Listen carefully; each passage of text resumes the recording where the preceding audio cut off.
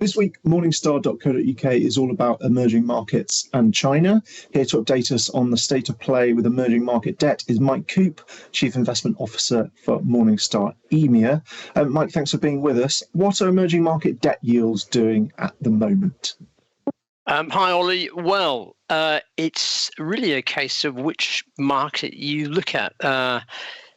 If you're investing in EM local bond markets, your biggest market is actually China. It's about 15% of the index. Then we have lots of other markets, Malaysia, Turkey, etc. And if you're looking at EM hard, you don't really have China. There is the dominant market, but largest market there is Mexico. So just looking at those two and zooming in, for a basket of bonds as a whole, EM local, you're currently picking up about 8.24% yield.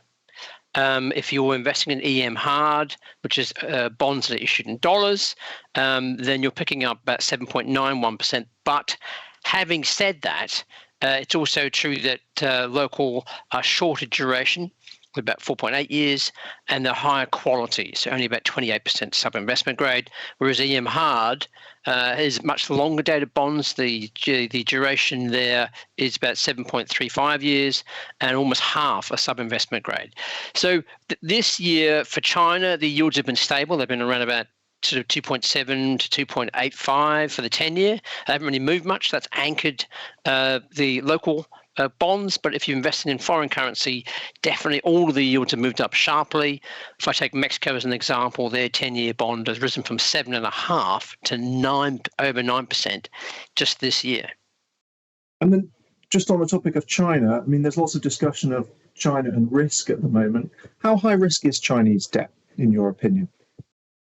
Well, if you look at how rating agencies have determined their assessment, it still looks pretty good compared to many other countries in the EM world. And if you look at the basic amounts of debt and everything else, actually doesn't look that bad either compared to developed. So S&P have an A plus. We've got Moody's with an A1, Fitch at A plus, DBRS at an A. So relatively quite far above what you'd regard as the threshold for investment grade, sub-investment grade. The implied probability of default from the 5-year credit default swap's 1.44%, which is pretty low. So overall, the riskiness compares quite well with most emerging market debt. Within the market, you've got different types of bonds, of course, like you have in most markets. You've got government bonds, which will be the highest credit quality, policy banks, and then corporates. And so the corporates obviously are a different kettle of fish.